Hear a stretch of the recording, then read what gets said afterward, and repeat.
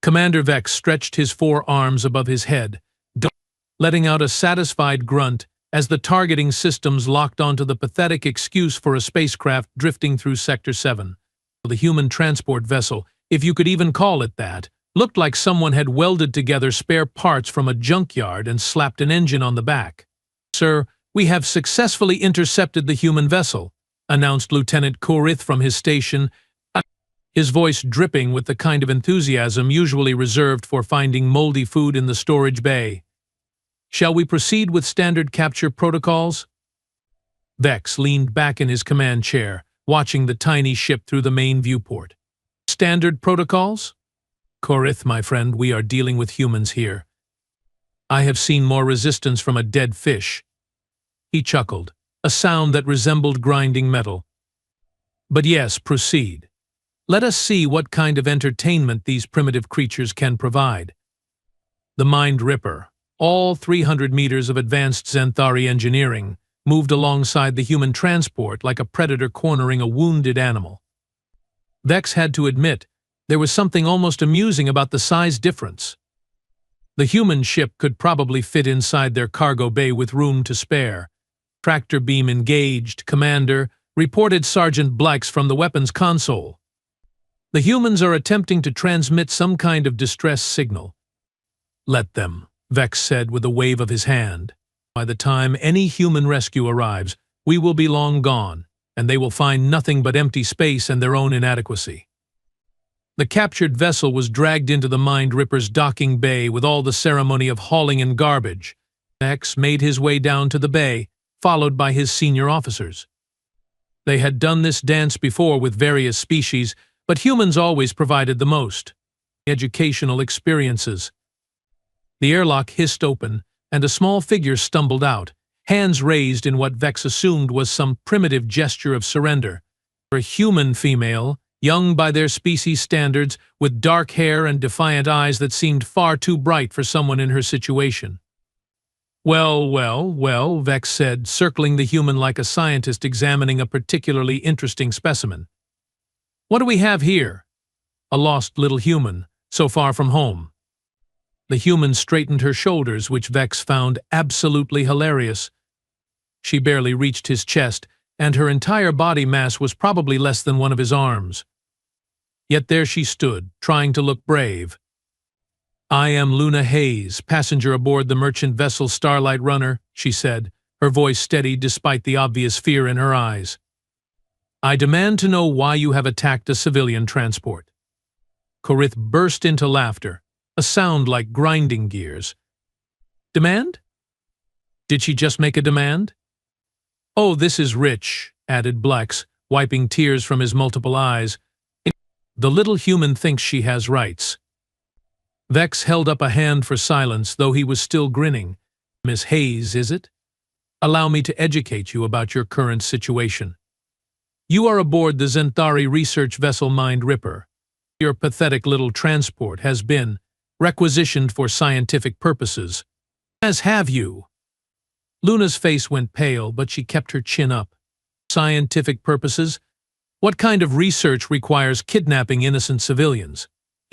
"The kind that helps us understand just how much pressure the human mind can endure before it breaks," Vex replied casually, as if discussing the weather. "You see, Luna, your species has developed quite a reputation throughout the galaxy. Not for your strength, obviously, or your intelligence, certainly not for your technology." He gestured around the advanced alien vessel. "No, humans are famous for one thing only, your amusing stubbornness in the face of hopeless situations." "Previous subjects have provided valuable data," Korith added helpfully. "Though they all eventually reached their breaking point. Humans are remarkably fragile, both physically and mentally." Luna looked around at the assembled aliens, taking in their superior size, their advanced technology, their casual cruelty. Vex watched her process the hopelessness of her situation with something approaching scientific curiosity. "How many?" she asked quietly. "How many what, dear?" Vex inquired. "How many humans have you tortured?" "Tortured is such an ugly word," Korith said with mock offense. "We prefer stress-tested or examined under controlled conditions. 17. Vex answered directly. 17 humans have contributed to our research. And now, lucky number 18, you get to join their ranks. Luna nodded slowly, as if confirming something to herself. 17. Good to know. There was something in her tone that made Vex pause, but he shrugged it off. Human bravado was always short-lived once the real work began. Take her to the research lab, he ordered. Prep her for session 1. And Korith? Yes, Commander? Start with the standard protocols. I want to see how long this one lasts before she starts begging. As the guards led Luna away, Vex allowed himself a satisfied smile. Another day, another human test subject. What could possibly go wrong? The research laboratory aboard the Mind Ripper was Dr. Korith's pride and joy. Gleaming metal surfaces reflected the harsh overhead lighting, while an impressive array of instruments lined the walls like trophies from a sadist's convention. Luna Hayes found herself strapped to an examination table that had been specifically designed to accommodate various alien anatomies, though it seemed particularly well-suited for causing discomfort to human-sized subjects. "Ah, welcome to my little workshop," Dr. Korith said, adjusting his surgical instruments with the care of an artist preparing his canvas. "I do hope you will find your stay educational." Luna tested the restraints, finding them predictably secure. "Nice place you have here, Doc. Really screams war crimes tribunal chic." Korith paused in his preparations, tilting his elongated head. "War crimes? My dear child, there must be a war first, and some semblance of equality between combatants. This is merely scientific inquiry." "Right, because nothing says science like strapping someone to a table against their will," Luna replied dryly. Chief Medical Officer Thane entered the laboratory, carrying what appeared to be a tablet displaying various biological readouts. His species was known for their analytical minds and complete lack of empathy, making him perfect for this kind of work. "Subject appears to be in excellent health," Thane announced, studying the displays with professional interest. Heart rate elevated due to obvious stress, but within normal human parameters. Blood pressure slightly high, also expected. Brain activity shows typical fear responses mixed with what appears to be defiance. "Defiance," Korith mused, selecting a device that hummed ominously. Yes, humans do seem to cling to that particular emotion long past the point of logic. "Tell me, Luna, what do you know about human military installations in this sector?" "I know they serve better coffee than whatever slop you probably drink on this floating nightmare," Luna answered. Korith activated the device, sending a pulse of energy through Luna's nervous system. She jerked against the restraints, her jaw clenching as pain shot through her limbs. "Interesting," Thane observed, noting her reactions on his tablet. "Humans have remarkably low pain thresholds compared to most species, yet they continue to resist long past the point where more intelligent beings would cooperate. Perhaps their tiny brains simply cannot process the futility of their situation," suggested Nurse Grix, who had just arrived with additional monitoring equipment. Grix belonged to a species known for their multiple limbs and absolutely zero bedside manner.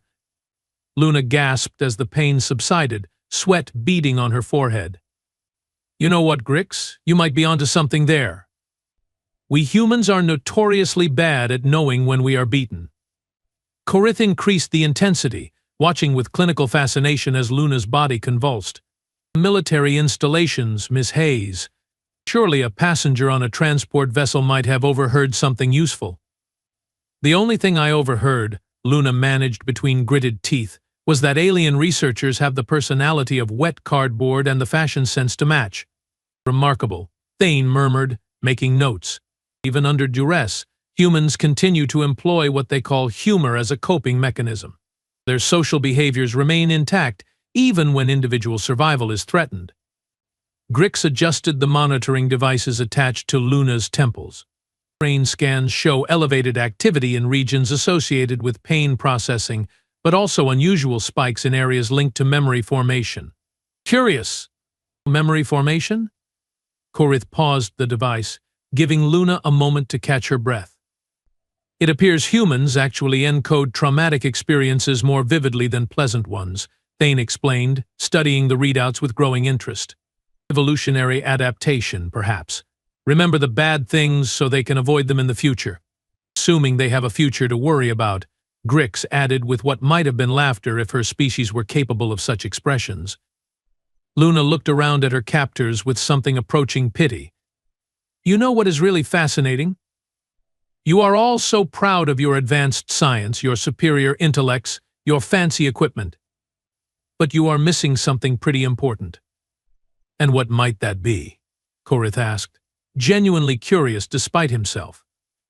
You think you understand humans because you can measure our pain responses and catalog our fears. But you are like children playing with toys they do not comprehend. Thane snorted, a sound like steam escaping from a pressure valve. Children? We have studied 17 of your kind. We know exactly how much pressure human minds can endure before they shatter completely. Do you, though? Luna asked, her voice growing strangely calm, despite her situation. Because here is the thing about humans you might want to write down in your little notes. We are really good at learning from our mistakes. Korith exchanged glances with his colleagues. There was something in the human's tone that seemed odd. But then again, humans often said strange things when pain began affecting their cognitive functions. Grix, prepare the neural stimulator, Korith ordered. If Miss Hayes wishes to be cryptic, perhaps some direct manipulation of her nervous system will encourage clarity. Already charging, Dr. X replied, her multiple hands dancing across the control panel with practiced efficiency. Luna watched the preparations with what could only be described as professional interest. Neural stimulator? Oh, you boys really went all out on the equipment budget, did you not? This model can induce pain levels that would make your worst nightmares seem pleasant, Thane informed her helpfully. Most subjects lose consciousness within minutes. Minutes, huh? Luna said thoughtfully. Good to know. Again, that strange tone.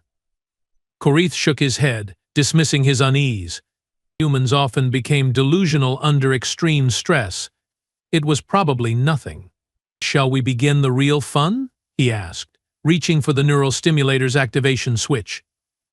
The neural stimulator hummed to life, its energy field designed to trigger every pain receptor in the human nervous system simultaneously. Korith had seen hardened warriors from warrior species collapse into babbling wrecks within seconds of activation. He fully expected Luna Hayes to start screaming immediately. Instead, she took a deep breath and smiled. That all you got, Doc? Korith blinked, checking his instruments. The device was definitely working. The energy readings showed it was operating at full capacity, pumping enough neural disruption into Luna's system to drop a charging Thurian battle beast. Impossible, Thane muttered, staring at his medical readouts. Her pain receptors are definitely firing. Brain scans show massive activity in all the right areas. She should be unconscious by now. Maybe your fancy toys are broken? Luna suggested helpfully, though sweat was now pouring down her face and her muscles were trembling against the restraints. Korith cranked the intensity higher. The neural stimulator's pitch increased to an almost musical whine. Luna gritted her teeth, but kept talking. You know what the funny thing is? You guys probably think you are the first aliens to try this particular approach. Increase power to maximum, Korith ordered Grix, his professional calm beginning to crack. Sir, maximum settings could cause permanent brain damage, Grix warned, though her tone suggested she did not particularly care about that outcome. Do it. The laboratory filled with the sound of overcharged equipment. Warning lights began flashing as the neural stimulator pushed beyond its normal operating parameters. Luna's entire body went rigid, her back arching against the table. But she kept talking.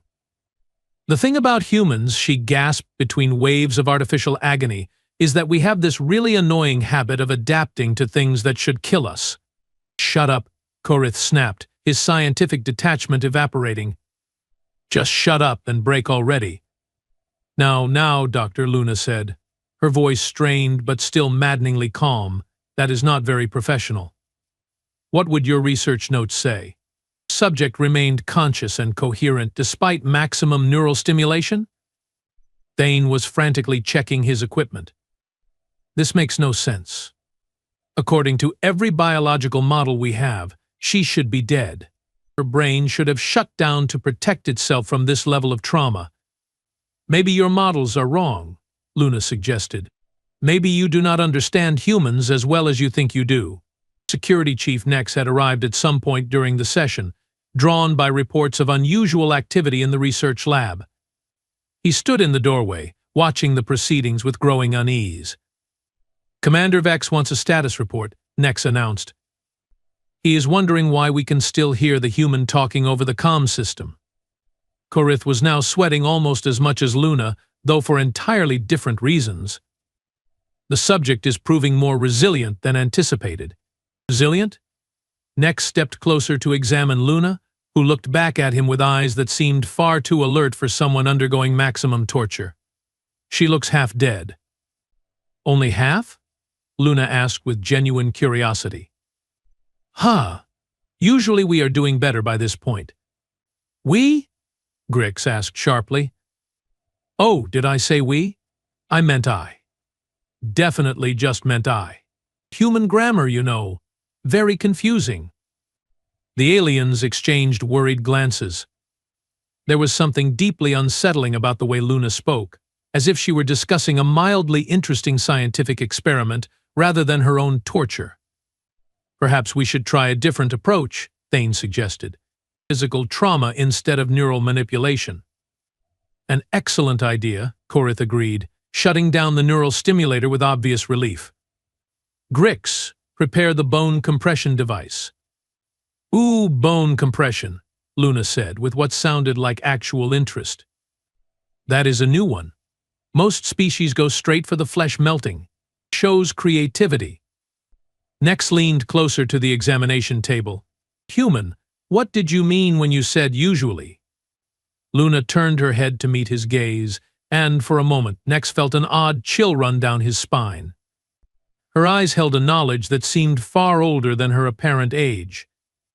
Nothing important, she said softly. Just that this whole song and dance feels awfully familiar, you know. You have been tortured before? Thane asked, his scientific curiosity overriding his growing discomfort. Let us just say this is not my first time at the rodeo. Rodeo? Grix looked confused. Human expression, Luna explained patiently. Means this is not my first experience with alien hospitality. The bone compression device was a particularly nasty piece of equipment that applied gradually increasing pressure to specific skeletal points. Most subjects lost consciousness from the pain long before any actual breaking occurred. Korith positioned it carefully around Luna's left forearm.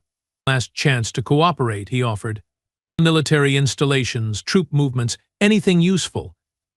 Luna considered this for a moment. You know what? Sure. I will tell you something useful. The aliens perked up, finally sensing progress. Humans have been dealing with species like you for a very, very long time, Luna continued. And every single time, you make the same mistake. What mistake? Nex asked, despite himself. You assume death is the worst thing that can happen to us. Korith activated the bone compression device. The mechanical whir filled the laboratory as pressure began building around Luna's arm. She winced, then laughed.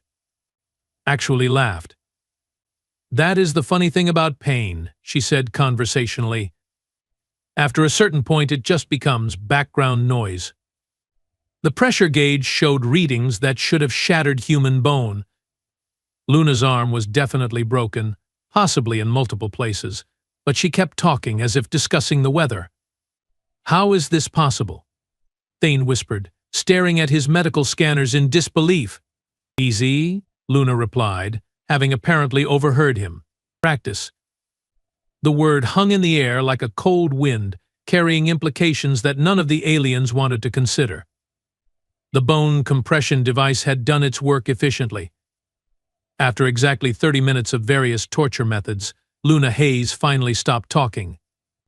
Her body went limp against the restraints, her eyes staring sightlessly at the laboratory ceiling, and most importantly, all the monitoring equipment showed the satisfying flat lines that indicated complete biological failure. Finally, Kurith muttered, wiping his hands on a sterilization cloth, as if he had just completed a particularly messy dissection. I was beginning to wonder if this one was defective. Thane ran his medical scanners over Luna's motionless form, the devices beeping and chirping as they confirmed what everyone could already see. No heartbeat, no brain activity, no cellular regeneration. Cellular breakdown has begun. Subject is definitively deceased. Run it again, Nex ordered, still feeling oddly unsettled despite the obvious success. Commander Vex will want confirmation. Already on it, Thane replied, pulling out a secondary scanner. No neural activity, no electrical impulses, core temperature dropping rapidly. This human is as dead as they come. Grix began shutting down the various torture devices, her multiple arms moving with practiced efficiency. Time of death, 1400 hours, 37 minutes, galactic standard. Cause of death, multiple trauma resulting in complete organ failure.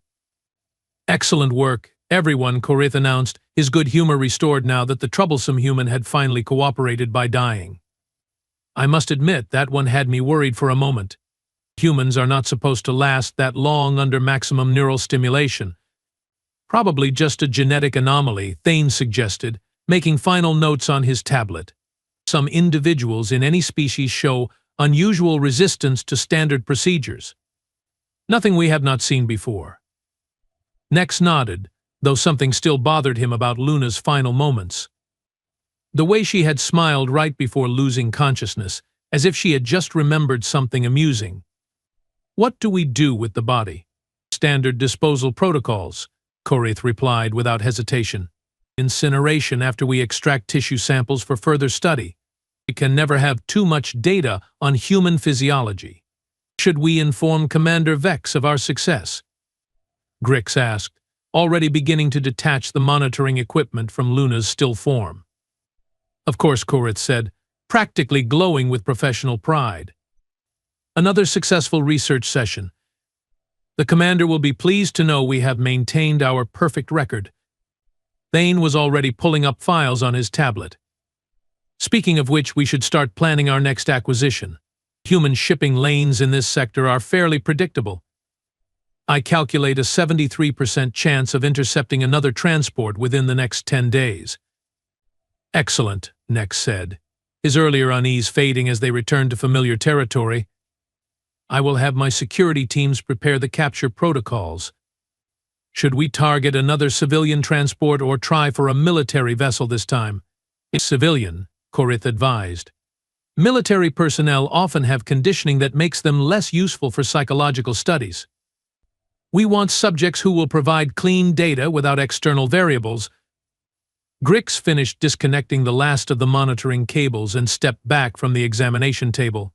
Body is ready for transfer to the morgue. Shall I call for disposal crew? Not yet, Thane said, still taking readings. I want to run a few more tests while the tissues are still fresh. Might as well get maximum research value from this one. The three aliens stood around Luna's corpse, discussing her remains with the same casual interest they might show for a broken piece of equipment. To them, she had served her purpose and was now merely biological waste to be processed and disposed of. You know, Kurith mused, I am beginning to think humans might not be as interesting as their reputation suggests. Once you get past their initial stubbornness, they break down just like any other species. Agreed, Thane nodded. All that talk about human resilience and adaptability appears to be greatly exaggerated. This one lasted 30 minutes, which is actually below average for most sentient species. The galaxy has definitely oversold human capabilities, Nex added. Makes you wonder how they ever managed to spread across so many star systems with such obvious weaknesses.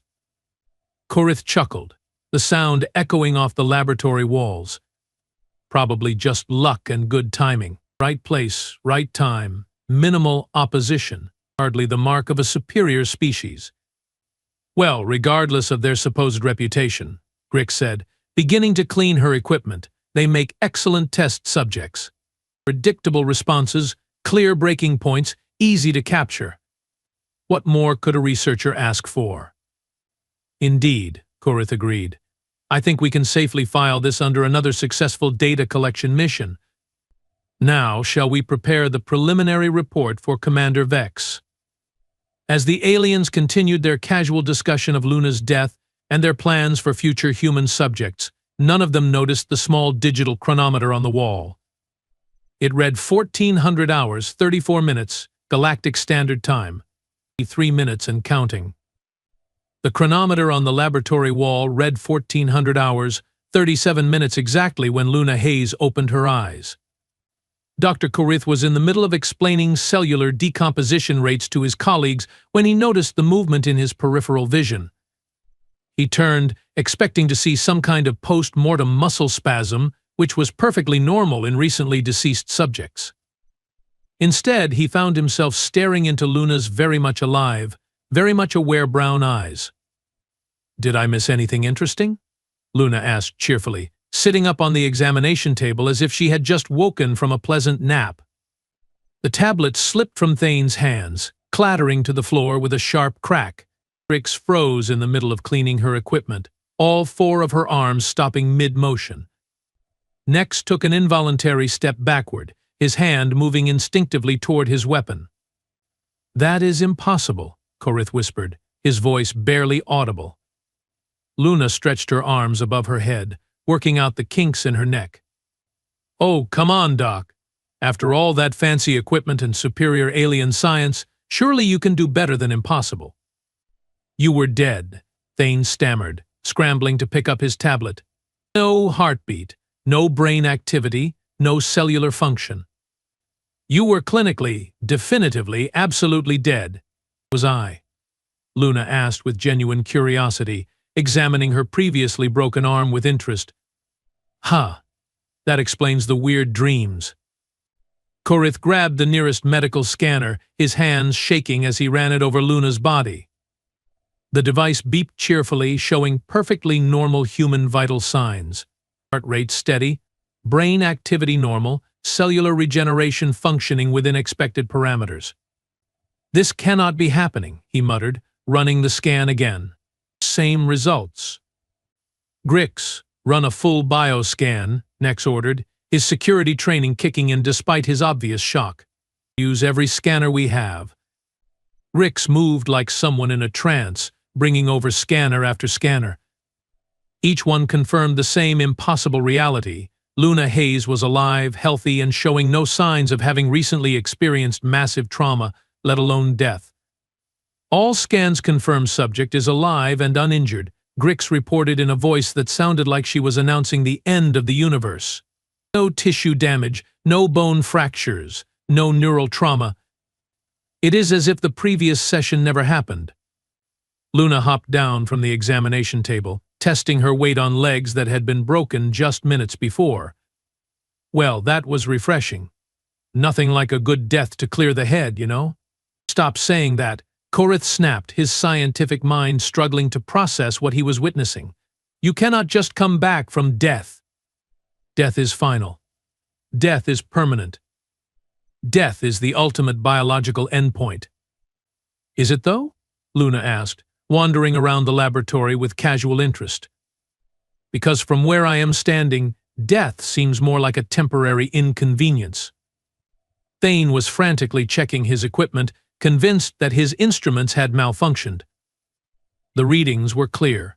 No heartbeat for 7 minutes. No brain activity for 10 minutes. Core temperature had dropped 3 degrees. You were dead. "Oh, I do not doubt your readings were accurate," Luna said, picking up one of the torture devices and examining it with the detached curiosity of someone browsing in a museum. "Your equipment is quite impressive, actually. Very thorough." "Then how are you alive?" Nex demanded, his weapon now openly drawn, though he seemed unsure what good it would do. Luna set down the device and turned to face the 4 aliens. Her expression was perfectly calm, almost serene, which somehow made everything infinitely more terrifying. "That is the million-credit question, is it not?" she said.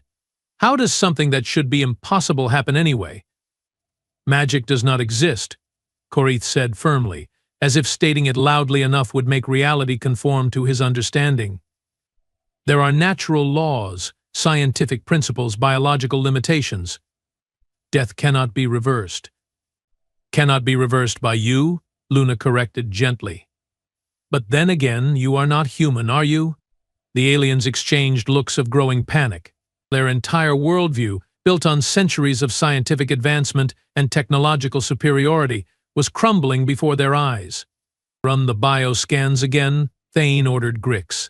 Check for clone technology, androids, anything that could explain this. Grix complied, but her results remained stubbornly consistent. The genetic markers match previous scans exactly. Cellular structure is definitely organic, definitely human. No artificial components detected. This has to be some kind of human technology we do not understand, Nex said, though his voice lacked conviction. Luna laughed, a sound that somehow managed to be both musical and deeply unsettling. Technology? Oh, Nex, you really do not get it, do you?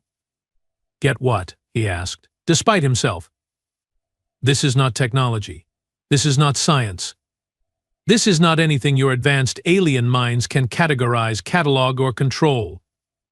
She moved closer to the group, and all four aliens instinctively backed away. You see, you made a fundamental error in your understanding of humans, Luna continued. You thought we were just another species to be studied, catalogued, and discarded. Another collection of biological processes to be mapped and manipulated. What are you? Korith whispered. I am exactly what I appear to be, Luna replied. A human being. The question you should be asking is, what does that actually mean?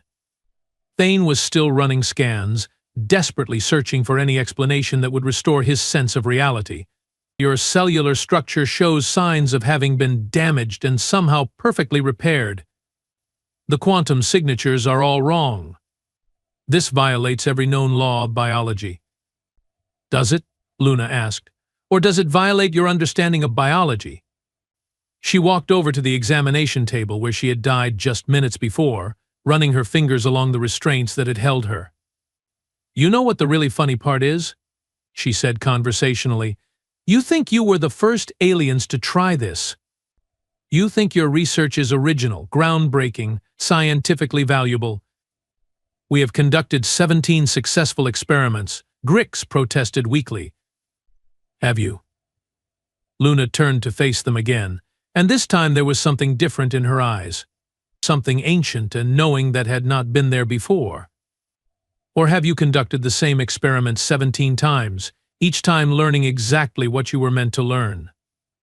The implications of her words hit the aliens like a physical blow. If she was suggesting what they thought she was suggesting, that would mean, Thane began, then stopped, unable to finish the thought. That would mean you never actually killed anyone, Luna finished for him. That would mean every single one of your test subjects walked away from this table, just like I am about to do. She headed toward the laboratory door, pausing to look back at the four stunned aliens. Sweet dreams, gentlemen. Something tells me you are going to need them. Luna had taken exactly 3 steps toward the laboratory door when Nex finally recovered enough to act. His security training kicked in, overriding his shock, and he lunged forward to grab her arm. Not so fast, human. Dead or alive, you are still our prisoner. Luna stopped walking but did not turn around. Am I? The restraint cuffs that had been designed to hold creatures 3 times stronger than any human snapped open with a soft click. They had not been unlocked. They had not been damaged. They simply opened, as if the molecular bonds holding them together had suddenly decided to take a vacation. The metal restraints clattered to the floor, and Luna flexed her wrists casually. How did you do that? Grix whispered, staring at the broken restraints. Those cuffs are rated for Thurian battle strength. No human should be able to even scratch them. Should not, Luna agreed, finally turning around. But then again, your understanding of what humans should and should not be able to do seems to be a bit limited. She walked over to the main control console, the one that operated all the torture equipment. Without hesitation, Her fingers began dancing across the interface with the fluid confidence of someone who had designed the system herself. "Interesting setup you have here," she commented, pulling up diagnostic screens that even Korith rarely accessed. "Zenthari design, but with some modifications. Someone has been tinkering with the neural feedback loops." Korith stepped forward, his scientific mind still struggling to process what he was seeing. "How do you know about neural feedback loops? How do you even know this is Zenthari technology?" Luna glanced at him with what might have been pity. "Oh, Korith, sweet, naive Korith. Did you really think this was your first time working with this equipment?" "What do you mean?" "I mean, you have calibrated these exact same instruments for me before. Multiple times, actually." Luna pulled up a subsystem menu that required level 9 clearance to access. "You always make the same adjustments to the bone compression device. You always set the neural stimulator to the same frequency. You always use the same sterilization protocol afterward." The blood drained from Korith's face. The level 9 clearance was restricted to senior command staff. Luna should not even know it existed, let alone be able to access it. "That is impossible," he stammered. "I have never seen you before today." "Have you not?" Luna asked, bringing up another screen. "Then why do I know that you always check the subject's left arm first when confirming death? Why do I know that you have a scar on your back from a laboratory accident when you were a student? Why do I know that you still have nightmares about it?" Korith took a step backward, his hands instinctively moving to his back where, beneath his clothing, a jagged scar did indeed mark an old wound from his academy days. A wound he had never mentioned to anyone aboard this ship. "Lucky guess," he said weakly. "Was it also a lucky guess that Grix keeps a picture of her deceased mate hidden in her equipment locker?" Luna asked conversationally, now accessing systems that should have required biometric authentication. "The one who died in the mining accident on Kepler 7? The one she still talks to when she thinks no one is listening?" Grix made a choking sound, her forearms trembling. The picture Luna mentioned was indeed hidden in her locker, wrapped in a piece of cloth from her home world. No one knew about it. No one could know about it. "How?" Grix whispered. "Or maybe it was lucky that I know about Thane's little problem with stimulants." Luna continued, not even looking up from the console. "The ones he takes to stay alert during long research sessions? The ones that are slowly damaging his neural pathways? The ones he steals from the medical supplies when he thinks no one is watching?" Thane's tablet clattered to the floor again as his hands began shaking uncontrollably. His addiction was his most closely guarded secret, hidden behind careful scheduling and forged medical reports. "Stop," he pleaded. "Please, just stop. And then there is our friend Nex," Luna said, her voice taking on an almost musical quality. "A brave, professional Nex, who joined the military to escape his past, who changes his name every few years because he is terrified that someone from his home world will recognize him." Nex had gone completely still, his weapon forgotten in his hand. "What are you?" "The interesting question, Nex, is not what I am," Luna replied, finally turning away from the console to face the 4 aliens. "The interesting question is what you are." The laboratory's lights began to dim and brighten in a slow, hypnotic rhythm that none of the aliens had programmed. "You see, you think you are researchers, scientists, explorers of the unknown," Luna continued, walking slowly toward them. "But you are not, are you? You are just actors playing the same roles, reading the same lines, hitting the same marks, over and over and over again." "That does not make sense," Korith protested, though his voice lacked conviction. "Does it not? Think about it, Doctor. How many ships have you captured in this exact sector? How many human subjects have you processed? How many times have you had this exact conversation?" The aliens looked at each other with growing horror as Luna's words sank in. Now that she mentioned it, there was something oddly familiar about this entire scenario.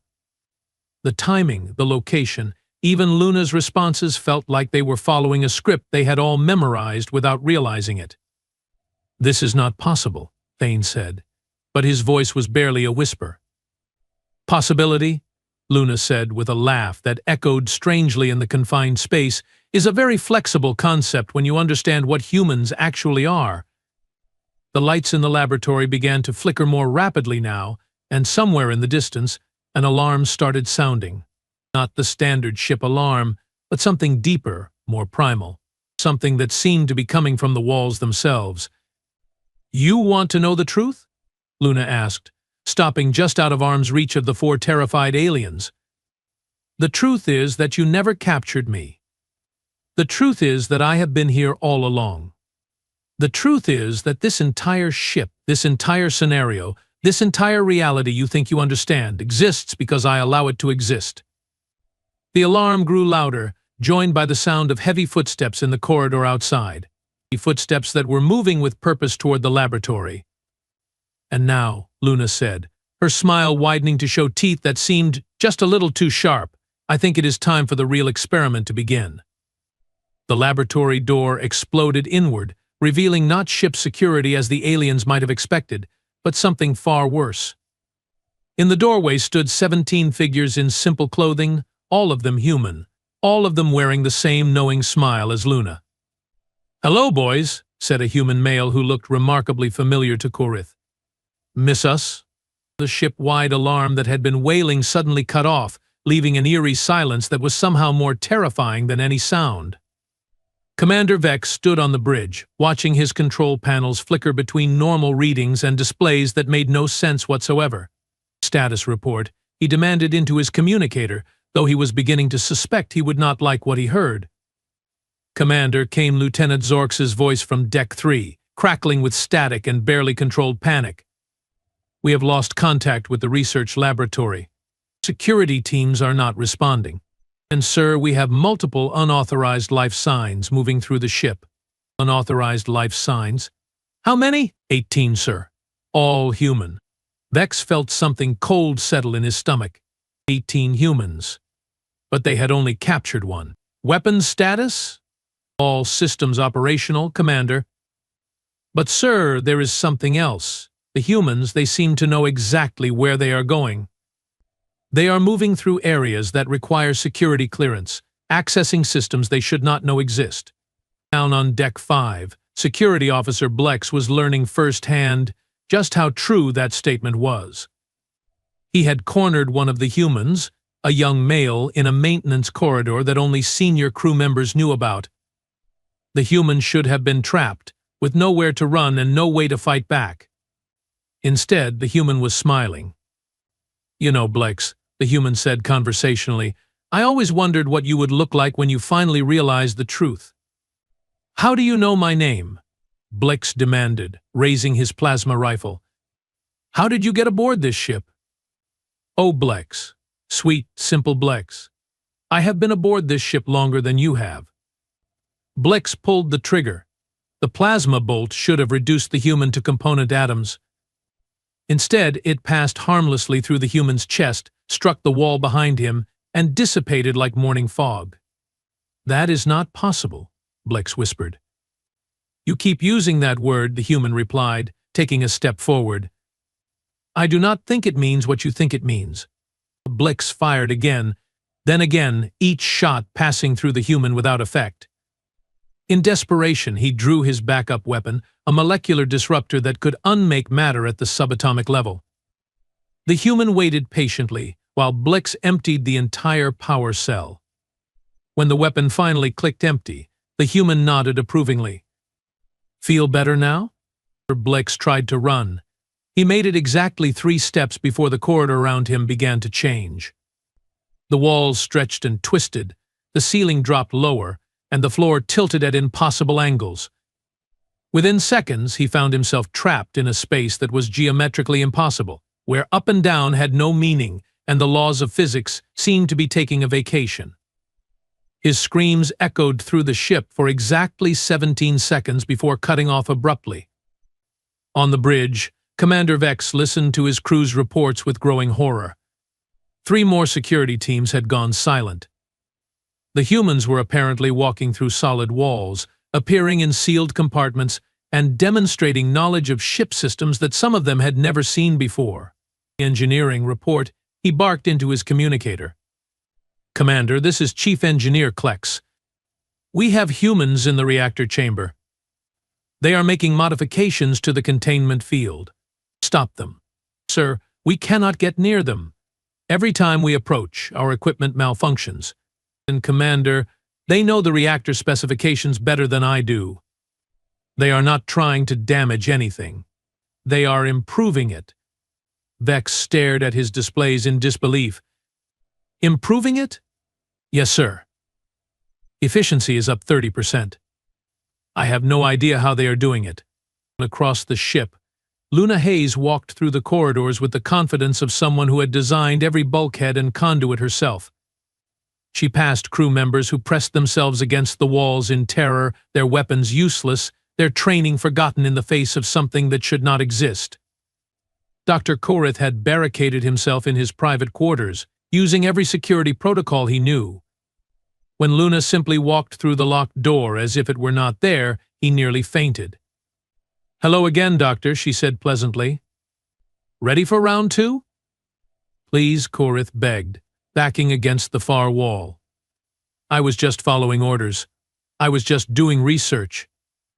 "Oh, I know," Luna replied, settling into his desk chair with casual familiarity. And such thorough research it was. 17 subjects, each one carefully documented, each death precisely measured. They were criminals, terrorists, enemies of civilized space, Korith babbled. "We were protecting the galaxy from human expansion." "Were you?" Luna asked, pulling up Korith's personal files on his own computer without entering any passwords. "Because according to your own records, subject number 3 was a teacher. Subject number 7 was a medical student. Subject number 12 was a child." Korith watched in horror as his classified research files scrolled past on the screen. "How are you accessing those?" "They are encrypted with quantum locks." "Quantum locks," Luna mused. "Such a clever way of saying you do not understand the technology you are using." She turned in the chair to face him directly, and Korith saw something in her eyes that made him wish he had never been born. "Tell me, Doctor, in all your careful research, did you ever wonder what happens to consciousness after death? Did you ever consider that maybe, just maybe, some species do not stay dead the way they are supposed to?" Before Korith could answer, the lights in his quarters began to strobe in a pattern that hurt to look at. The walls started to bleed a substance that was definitely not anything found in the ship's construction materials. "Welcome to the real experiment," Luna said softly. "Let us see how long you last." On the bridge, Commander Vex watched his crew roster shrink as one by one, his people stopped responding to communications. The humans were not just hunting them. They were teaching them what it felt like to be utterly powerless in the face of something beyond comprehension. And the worst part was the growing certainty that this was exactly what they deserved. Commander Vex found himself alone on the bridge, his entire crew either dead, missing, or hiding in whatever corners they thought might offer protection. The ship's systems hummed around him with an efficiency they had never achieved before, as if the humans had somehow made his vessel better than his own engineers ever could. Luna Hayes materialized on the bridge, not through any door or transport system, but simply stepping out of empty air as if crossing an invisible threshold. "Hello, Commander," she said, settling into his command chair with the easy confidence of someone who belonged there. "I think it is time we had a proper conversation." Vex kept his hands visible, though he suspected his weapons would be as useless as everyone else's had proven to be. "What are you?" "I told you before. I am human. The question is not what I am, but what that actually means." Luna leaned forward, her expression becoming serious for the first time since her resurrection. "You see, Commander, every species in this galaxy makes the same fundamental error when they encounter humans. They assume we are just another collection of biological processes, bound by the same rules, limited by the same physical laws. Are you not? Death, Commander Vex, is not an ending for humans. It is a transition, a temporary relocation to somewhere else, somewhere that exists outside your understanding of reality. Vex felt his world crumbling around him. That is impossible. When we die, we do not simply cease to exist. We go somewhere else. And while we are there, we learn things. We see things. We understand things that the living cannot comprehend. Luna's eyes seem to focus on something far beyond the bridge. And when we return, we bring that knowledge with us. Return from where? From the place where all consciousness originates, from the source code of reality itself. From the space between spaces where the rules that govern your universe are written and rewritten. Luna stood up, walking to the main view screen that showed the stars beyond. Every extinction event your scientists have recorded, every catastrophe that should have wiped out human civilization, we survived. And not through luck, not through technology, not through superior evolution. We survived because death is not permanent for us. How many times? Vex whispered. How many times have we died and returned? How many times have we rebuilt our civilization from ashes? How many times have we started over with the accumulated wisdom of the dead? Luna smiled, and the expression was both beautiful and terrifying. More times than there are stars in your sky, Commander. She turned back to face him, and Vex saw eternity reflected in her eyes. We are not just another species competing for resources in a finite galaxy. We are the inheritors of infinite knowledge, the students of death itself, the bridge between what is and what could be.